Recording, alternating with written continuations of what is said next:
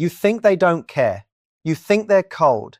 You think they're just not that into you. But what if I told you that the moment an avoidant starts acting distant, starts pulling back, starts going quiet on you, that might actually be the moment they are falling the hardest?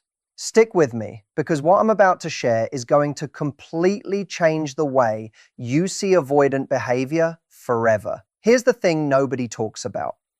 Avoidants don't fall in love the way you do. They don't send you flowers and tell you how they feel over a candlelit dinner. No, they test you quietly, secretly, in ways that look like rejection, but are actually something completely different. And if you don't know what to look for, you will walk away from someone who is actually falling for you without even knowing it. So today, we are breaking down the 7 ways avoidants secretly test you when they fall in love. These are not obvious. These are not things they will ever admit to. But once you see them, you cannot unsee them. And more importantly, you will finally know how to respond. Before we go any further, drop the word ready in the comments right now. Not because we are asking you to, but because if you have been confused by someone who runs hot and cold, who gets close and then disappears, who seems interested one day and gone the next, that one word tells us you are in the right place. We are also on a mission to reach 1,000 subscribers, and we are not close yet. So if this content speaks to you, hit subscribe right now, because we need your support to keep making videos like this one. Now let's get into it. Let's start by understanding something fundamental about the avoidant mind. Because without this context, the 7 tests are going to feel random and confusing. But with this understanding, everything clicks. Avoidants grew up in environments where love felt unsafe, where being vulnerable meant being hurt, where getting too close to someone meant eventually being disappointed, smothered, or rejected. So their nervous system did what nervous systems do. It adapted. It built walls.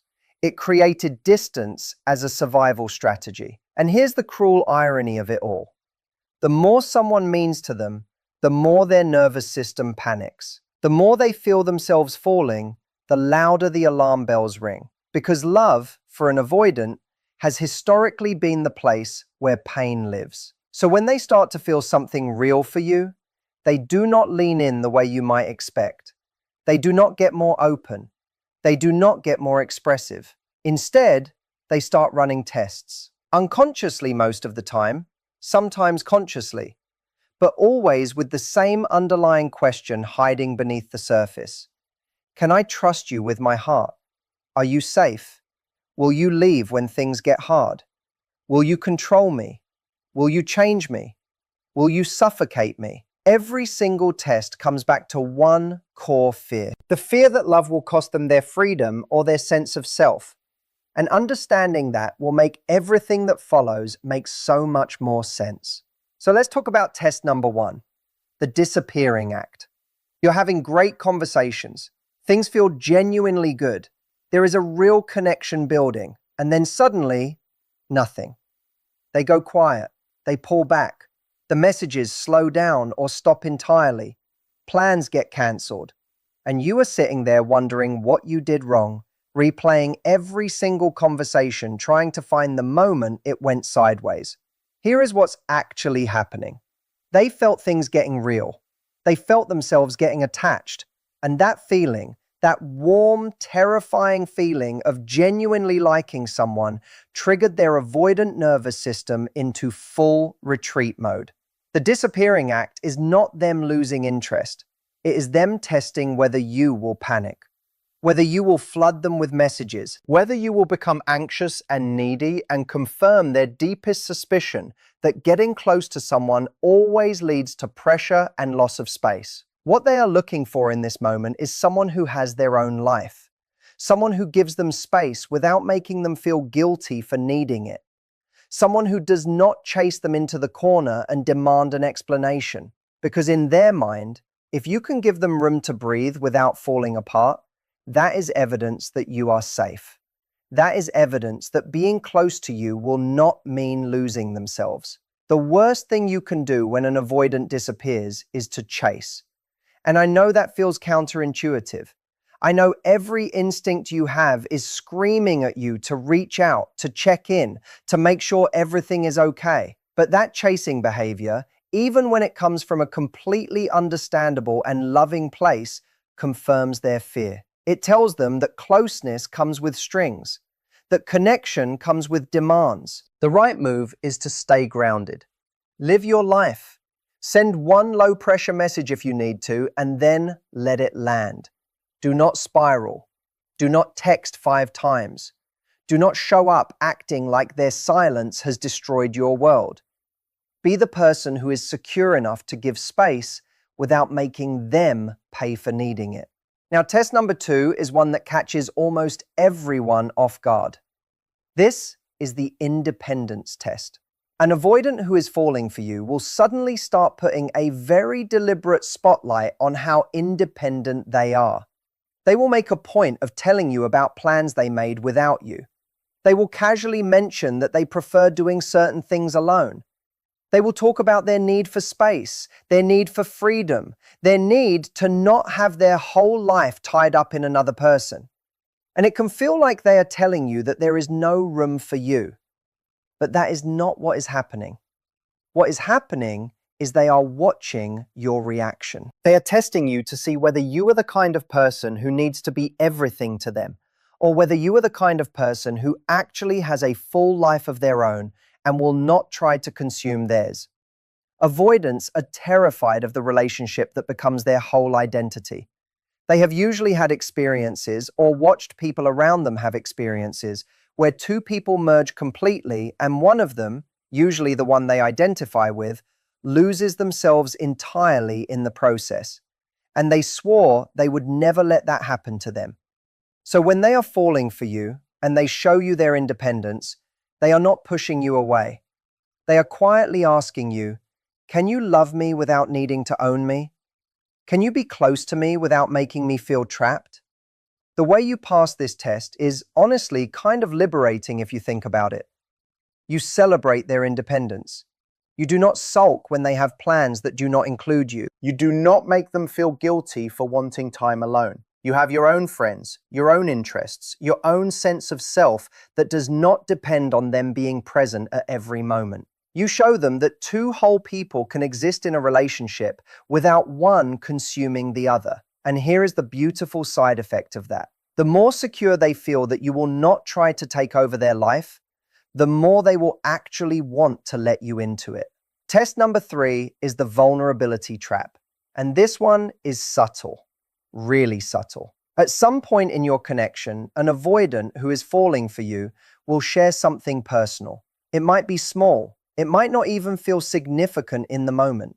A passing comment about their childhood, a brief mention of something that hurt them once, a quiet admission about a fear or a failure, and then they will immediately pull back. They might change the subject. They might make a joke to deflect. They might go quiet for a moment and then pivot completely. What just happened was a test, a vulnerability test. They cracked the door open, just a little, just barely, and they are watching to see what you do with it. Do you kick the door wide open and start asking a million questions? Do you make it a bigger deal than they wanted it to be? Do you treat it like a wound that needs fixing? Or do you receive it gently and let it exist without turning it into a whole thing? Avoidants have usually had the experience of opening up and then regretting it. Either because someone used their vulnerability against them, or because someone made such a fuss over it that it felt uncomfortable and embarrassing, or because opening up felt like losing control. So they are conditioned to test the waters before they wade in. The way you pass this test is to receive what they share without making it heavier than they intended. Acknowledge it warmly, show them you heard it, but do not treat it like a crisis. Do not immediately go into problem-solving mode. Do not start projecting your feelings about it onto them. Just receive it, hold it gently, and let them lead the pace of how deep the conversation goes. If you do that, if you prove that sharing something with you does not turn into a whole production, they will share more, slowly, on their own timeline. but they will open the door wider because they know you will not knock it off its hinges. Test number 4 is the loyalty test, and this one can feel brutal when you are on the receiving end of it. An avoidant who is developing real feelings for you will at some point create a scenario, sometimes deliberately, sometimes not, where they are watching to see whether you take their side or whether you abandon them. It might be a disagreement. It might be a situation where someone else in your world has said something about them or done something that affected them, and they are watching to see how you handle it.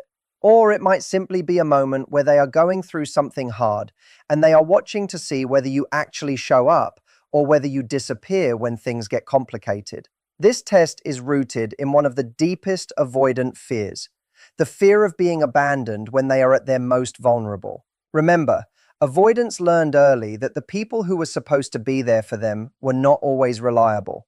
So they carry this deep suspicion that the moment they really need someone, that person will not be there, or worse, will actually make things harder. So when they are falling for you, they are watching. Are you consistent? Are you someone who shows up not just when things are easy and light and fun, but when things get hard? Are you someone who keeps your word? Are you someone they can actually count on? Passing this test does not mean you have to agree with everything they say or do. It does not mean being a pushover. Loyalty to an avoidant is not about blind agreement. It is about consistency. It is about being the kind of person who follows through, who means what they say, who does not disappear when the weather gets rough. If you want to pass this test, be reliable. Do what you say you are going to do. Show up when you say you will show up. And when there is conflict, handle it without making them feel like you are going to walk out the door every time things get uncomfortable. Now we are at test number 5, and this one might be the most commonly misread of all of them. This is the conflict test. An avoidant who is falling for you will at some point pick a fight or create a situation that starts one. It might feel completely out of nowhere. Things will be going well, and suddenly they will say something sharp, or they will disagree with something in a way that feels disproportionate, or they will bring up a criticism that seems random and unnecessary. And you will be standing there completely confused, wondering where this came from and whether this is the beginning of the end. It is not. In most cases, it is actually the opposite. When an avoidant tests you with conflict, what they are really testing is your emotional regulation. They want to see whether you escalate or whether you stay grounded. They want to see whether one argument means the whole relationship is over in your mind. They want to see whether you can handle disagreement without it turning into a catastrophe. Because here is the thing. Avoidants have very often been in situations where conflict felt dangerous, where raising a concern or disagreeing with someone led to explosive emotional responses. And so they are terrified of what happens when the peace breaks. By creating a small conflict, they are testing the waters. They are seeing whether you are emotionally safe, whether you can disagree without destroying each other, whether the relationship is built on something sturdy enough to handle friction. The way you pass this test is by staying calm. Not dismissive, not cold, but calm. You engage with the disagreement without turning it into a war. You say your piece clearly and honestly without attacking them. And then you do not make them pay for it for the next 3 days. You let it resolve and move forward. If you can do that, if you can show them that conflict does not have to mean disaster, you are giving them something incredibly powerful. You are giving them evidence that being close to you is actually safe. Test number 6 is the future mention test. And this one is so sneaky because it is disguised as casual conversation. An avoidant who is developing serious feelings for you will drop tiny little mentions of the future into otherwise ordinary conversations. They will say something like, "You would probably love that restaurant. We should go sometime." Or, "I have always wanted to visit that city. Maybe one day." Or they will reference something months away in a way that casually implies you will still be in their life when it comes around. And then they will watch. They will watch to see whether you grab onto it too hard, whether you immediately start planning and scheduling and turning a casual comment into a commitment. Because if you do, they will panic. That is too fast, too close, too real, too soon. But they will also watch to see whether you completely ignore it. Because if you do, they will wonder whether you are even interested in a future at all. The sweet spot is in the middle. You respond warmly, but lightly.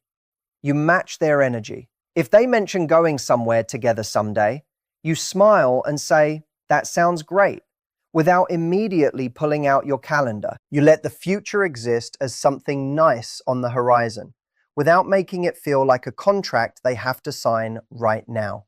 This is them testing whether you can hold the idea of more without rushing them into it.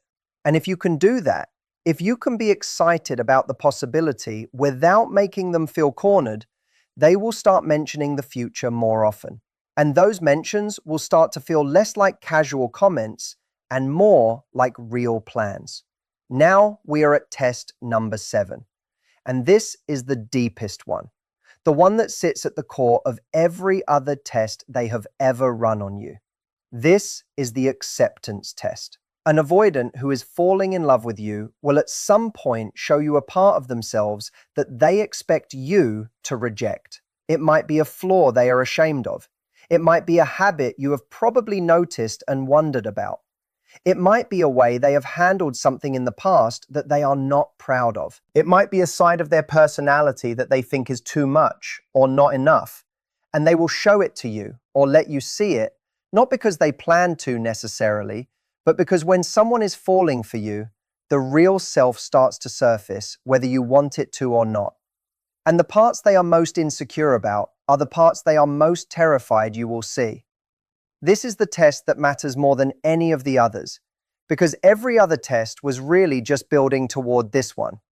Can you see me, the real me, not the version I show when I'm trying to impress you, but the real, unpolished human underneath, and still want to be here? Avoidants often have a deeply held belief that if someone truly knew them, they would leave.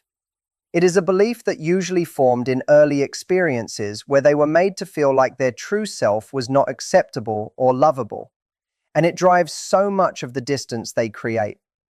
The walls are not just about keeping love out. They are about keeping that belief safe from being confirmed. So when they show you something real and flawed and honest, and you do not run, and you do not use it against them, and you do not suddenly treat them differently, you are doing something incredibly powerful. You are telling them that the thing they feared most, being truly seen and found lacking, did not happen. And that is a kind of proof they have been waiting for, maybe their entire life. The way you respond in that moment matters enormously. Not by telling them that their flaws are not real, not by immediately reassuring them to the point where it feels performative, but by simply continuing to be there. By treating them like the same person you have always seen, by not making a huge dramatic moment out of something they showed you quietly. Just stay. That is the test. And just staying, without pulling back or making it weird or suddenly changing how you treat them, that is how you pass it. Now let's talk about the bigger picture here, because I think there is something important that needs to be said. Understanding these tests is not about becoming a game player. It is not about learning a set of moves to manipulate someone into loving you. The reason understanding these tests matters is because without this knowledge, you will almost certainly misread every single one of them. You will see distance as disinterest. You will see independence as rejection. You will see conflict as the beginning of the end. And you will respond in ways that, while completely understandable, actually confirm the avoidant's worst fears and push them further away. This knowledge is about seeing the person more clearly, about understanding that their behavior, even when it is frustrating and confusing and sometimes genuinely hurtful, is coming from a place of fear rather than indifference. That said, here is the part of the conversation that also needs to be had honestly. Understanding an avoidant is not the same thing as accepting behavior that consistently hurts you. There is a version of this where you are patient and grounded and give someone the space and safety they need to open up. And then there is a version where you endlessly excuse unavailability while your own needs go completely unmet. Those two things are not the same. And only you can honestly tell which one you are in. The goal is not to become someone who has no needs in order to accommodate someone who struggles to meet them. The goal is to be someone who is so secure in yourself, so clear about who you are and what you bring, that the anxious dynamics that avoidance typically trigger in people simply do not take hold in you the same way. Because here is the truth about avoidance and the people who actually reach them. They do not fall for the person who tries the hardest. They do not fall for the person who chases the longest, or waits the most patiently, or makes themselves the smallest. They fall for the person who is genuinely, completely, unapologetically okay with or without them. The person who makes space without disappearing. The person who is warm without being desperate. The person who is secure enough that being around them actually feels like relief. That is the energy that cracks an avoidant open more than any strategy ever could. And becoming that person is not about learning how to handle an avoidant. It is about becoming someone who is so rooted in themselves that they do not lose that rootedness regardless of who they are in relationship with. That is the work. And it is worth doing not just for the avoidant in your life, but for every relationship, every interaction, every version of your future that you are walking toward. So if you are in something right now that feels confusing, if someone is running hot and cold and you cannot quite read what is happening, come back to these 7 tests. Ask yourself which one might be at play. Ask yourself whether you have been responding from a place of panic or from a place of security. Ask yourself whether there is a different way to respond that does not compromise your own needs, but also does not push them further into their shell. And then ask yourself the most important question of all. Is this person actually doing the work to move toward you, even slowly, even imperfectly? Or are you the only one in this dynamic who is doing any growing? Because avoidants can and do change. They can and do learn to be more available. They can and do learn to choose connection over protection. But only when they are in a place where they want to. Only when something or someone has made them feel safe enough to try. You cannot want that growth for them more than they want it for themselves. But you can be the kind of presence that makes trying feel worth it. That is what all of this comes down to in the end. Not a set of tricks, not a formula, not a manipulation playbook, but a way of showing up that is so grounded, so genuine, so free of the panic and pressure that typically defines these dynamics, that it actually creates the conditions where something real can grow. You are not here to fix an avoidant. You are here to be someone worth trusting. And sometimes, if the timing is right and the person is ready, that is exactly